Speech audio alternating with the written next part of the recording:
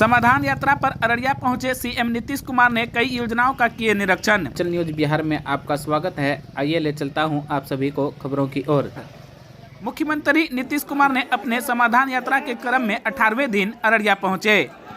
Araria college stadium में helicopter से उतरने के बाद सीएम रानीगंज के खरट गांव पहुंचे, जहां जीविका दीदी द्वारा मत्स्य उत्पादन सहित बिहार सरकार के कई योजनाओं का मुख्यमंत्री ने जायजा लिया।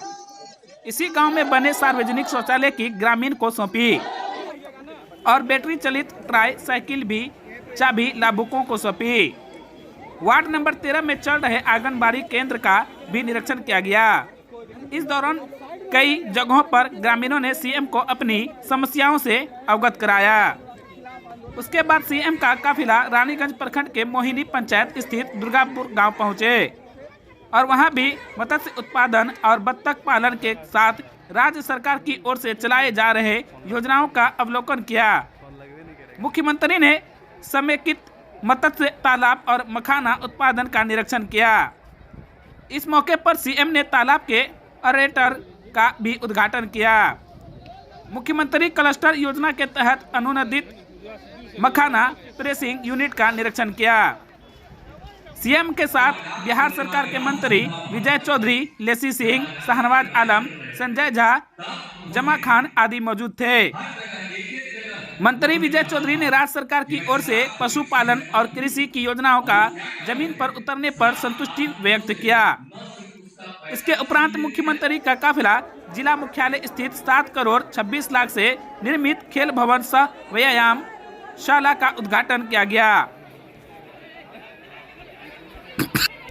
और जीविका दीदियों से सीधे संवाद किया, जहां उन्होंने कहा कि महिलाओं की आर्थिक स्थिति में काफी सुधार आया है, वहीं समाज को सुधारने की जिम्मेदारी उन पर है। कार्यक्रम के समापन पर मुख्यमंत्री नीतीश कुमार ने संवाददाताओं को संबोधित करते हुए कहा कि मुझे जिले में कई शिकायत मिली है कि जब से स्मार्ट मीटर लगाए गए हैं उसमें ज्यादा बिजली बिल आ रहा है। इसके लिए मैंने बिजली विभाग के सचिव को इस मामले को गंभीरता से देखने की बात कही। ऐसी भी समस्याएं जैसे आपने कहा कि बिजली बिल का। हाँ नहीं, हम तो इसीलिए सब जगह घूम रहे हैं ना, तो हम तो यही जानना ही चाहते हैं कि जो काम किया गया है, योजनाएं बनी है, उसका कितना प्रगति है, सब जगह हुआ है कि नहीं, या कहीं और क्या होना चाहिए। हम हर रोज़ आपको बताते हैं। और दूसरी बात है कि जहाँ कहीं भी जाएंगे, अगर किन्हीं को कोई दिक्कत हो रही है तो उसको भी जानेंगे, तभी तो करेंगे। तो आज ही हम देखें कई जगह लोगों ने बताया है कि बिजली का जो बिल है वो ज़रा ज़्यादा दे रहा है, तो हमने चीफ सेक्रेटरी से लेके एक को कह दिया और डीएम डीएम थी उनको भी कहा, सबको कहा कि जरा पूरे तौर पर जरा देखिए तो कौन इस तरह से आया है भाई। अगर ऐसा कोई गड़बड़ कर रहा है तब तो देखना ही पड़ेगा, जबकि कहा गया कि कोई चीज़ होना ही नहीं चाहिए। तो इसीलिए हम जान के आप भूल रहे थे कि बहुत ये इसका तो हम पूरा जांच करवाएंगे, कहीं भी नहीं होना चाहिए। वो तो ठीक ही है, वो सब तो कर ही रहे हैं। तो ये सब घूम रहे हैं, तो घूमते हुए कोई समस्या आती है तो उसके समाधान का तो उपाय करना ही ना उद्देश्य है। कोसी त्रासदी में यह इलाका पूरी तरह से कहीं ध्वस्त हो चुका था, लेकिन आज जब आप गए हैं तो लगता है कि बहुत सारा काम कर हुआ ही है। ना रहे हैं, तो आप तो मालूम है ना कि हम लोग तो उसी वाले के लिए और सब जगह के लिए तो घूम घूम करके एक जगह 2009 से ही या 2008 में जब आया था तब सब जगह, तो उसके बाद तो हम लोग जो प्रयास शुरू किए हैं और एक जगह कोशिश कर रहे हैं। लेकिन अभी तो हम दावा नहीं कर सकते हैं कि हर चीज़ हो ही गया है, बहुत कुछ हो गया है। लेकिन जब भी कहीं जा रहे हैं तो लोगों को लगता है कि अभी थोड़ा ये होना चाहिए। तो इसलिए जो हमारे जो मंत्री जी कहाँ चले गए हैं, कहाँ पीछे हैं, आइए इधर। कोसी वाला बात पर भाग रहे हैं आप, नहीं ऊपर। तो इनको साथ हम इसलिए किए हुए यार कि अगर कहीं भी हो, एक तो सब जगह भेजते ही हैं कि कहीं तक भी कोई तरह का कोई दिक्कत आवे, हो गया बहुत अच्छा, लेकिन और क्या होना है सबके। आज भी सुन रहे थे सबका कि कहीं कहीं कुछ बात और करने के लिए, उसके लिए ही खाली नहीं, कहीं रास्ते में किसी तरह का कोई प्रावधान करना हो तो काहे नहीं करवाएंगे। मैंने मेरा उद्देश्य ही इस बार का यही है, सब जगह जा करके जानना, जो किया जा रहा है उसको देखना और आगे क्या कराना चाहिए अलग अलग इलाकों का समझना। लेकिन सीधा संवाद आप नहीं कर रहे हैं, लेकिन इसके बावजूद भारी संख्या में लोग यहाँ पे जुट रहे हैं, लोग आपके पास मेमोरेंडम दे रहे हैं, लगता है मीटिंग से ज्यादा ये कारगर है। गाँव में तो सीधा संवाद, जो भी कोई बोलना चाहता है हम तुरंत खड़ा होकर उनका बात सुनते हैं। जो कहना चाहता है ना उसका न सिर्फ कागज बल्कि जो भी कुछ कहना चाहिए उसकी बात। तो आजाद करने वाले राष्ट्रपिता महात्मा गांधी जब आजादी की लड़ाई लड़ रहे थे तब उन्होंने हर जगह एक एक जगह उन्होंने कहा था कि भाई शराब बुरी चीज है मत पियो। और वो क्या कर रहे थे, शराब आदमियों से न सिर्फ उसका पैसा छीन लेती है बल्कि उसकी बुद्धि भी रख लेती है। ये पूरी आजादी की लड़ाई है, कब की बात है। आप सोच लीजिए ये सब सारी बातें रिमूव कर रहे हैं। जब आजाद हुआ देश उसके पहले बापू ने सब जगह ये कहा कि शराब कितनी बुरी चीज है और कहा शराब पीने वाले इंसान हैवान हो जाते। जब नहीं पियोगे तो इंसान हो, अब पियोगे तो हैवान हो जाओगे। अब देश को आजाद कराने वाले राष्ट्रपिता बापू की बात तो नहीं मानेगा।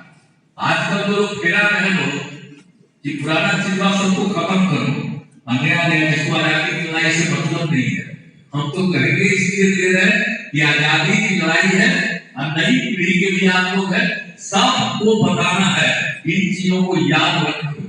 ऐसे ही देश आगे नहीं बढ़ा है, देश को आजाद करवा के जो भी, और उन्होंने तो सबको हिंदू मुस्लिम सबके बीच में ठीक रखने के लिए और उसी में उनकी हत्या कर दी गई थी बापू की आजादी करने वाले का। तो इसलिए बापू की बात को तो सबको याद रखना। और उसके बाद जान लीजिए कि आजकल बहुत लोग बोलता है कि भाई शराब तो अच्छी चीज है, बिना मतलब का काम किए हुए कुछ होता है काबिल मानता है, इतनी बुरी चीज है। और आप जानते हैं जो दुनिया भर का सबसे बड़ा संगठन है WHO वर्ल्ड हेल्थ ऑर्गेनाइजेशन, विश्व स्वास्थ्य संगठन, और ये अंतरराष्ट्रीय है। जब किसी तरह की बीमारी फैलती है उसके बारे में वही रिसर्च करता है, वही सलाह देता है। अभी कोरोना का भी दौर हुआ तो यही था WHO का काम दुनिया भर में रहा है। आइए जो विश्व स्वास्थ्य संगठन का काम है, इस विश्व स्वास्थ्य संगठन ने 2016 में शराब लागू किए थे। ये पूरे दुनिया में इन लोगों ने अध्ययन किया क्या स्थिति है, और जब उसका 2018 में उनका ये सब का कोई रिपोर्ट आया, उन्होंने कहा कि भाई एक साल में दुनिया भर में 30 लाख लोग मरे एक साल, और उसमें 5.3% दारू पीने वाले। आप सोच लीजिए अंतरराष्ट्रीय संगठन ने ये बात है। और उसके बाद एक बात बोलेगा तरह से कमाई हमारी बढ़ने लगी, ये सब तो सिखाइएगा, धीरे धीरे सब ठीक हो जाएगा। अब वो ठीक हुई। अब 18 में हमने सर्वे करवाया था तो पता चला कि 1,64,00,000 लोगों ने शराब पीना छोड़ दिया है, और अभी तो फिर सर्वे करा रहे थे कितना और छोड़ दिया। तो ये सब तो हो ही रहा है, लेकिन कुछ तो गड़बड़ करता है। जहरीली शराब पी करके मर रहा है, बहुत बुरा हाल है, समझाया जाता है मत करो ये सब करना। तो उसके लिए सबको काम करना पड़ेगा। और समाज सुधार अभियान में जो तीनों बात शुरू कर रहे थे, बाल विवाह बहुत बुरी चीज है। लड़की की शादी कम से कम 18 साल की उम्र, लड़के की शादी कम से कम 21 साल की उम्र। देश भर का कानून बना होना चाहिए, और दहेज प्रथा नहीं होना चाहिए। भाई कोई मतलब है कि लड़की की शादी के लिए लड़की के माँ बाप को पैसा देना लड़की, ये कोई तरीका है? ये क्या है लड़का में खास? क्या खूबी है लड़की में? लड़का लड़की एक साथ होगा तभी ना बाल बच्चा पैदा होगा। हम तो सब बैठे हुए, माँ ने जन्म दिया है जी। तेरी महिला की शादी होगी, लड़की की शादी लड़का से, इसके लिए दहेज होना कानून बना हुआ है। एकदम सबको मना करते रहिए गलत चीजें मत होने, लेकिन माने नहीं। आप कोई दहेज लेके शादी करे, आप लोगों से ही आग्रह करते हैं तो उसके बियाह में मत जाइएगा, चाहे आपसे जितना नजदीकी रहे, मत जाइए। कोई जेबे नहीं करेगा तो पता चल जाएगा कि दहेज के साथ ही किया है, इसीलिए कोई नहीं आया। देखिए कितना पूरा सब आप पिछला बार सोच लीजिए तो हम लोगों ने सब चीजों पर किया।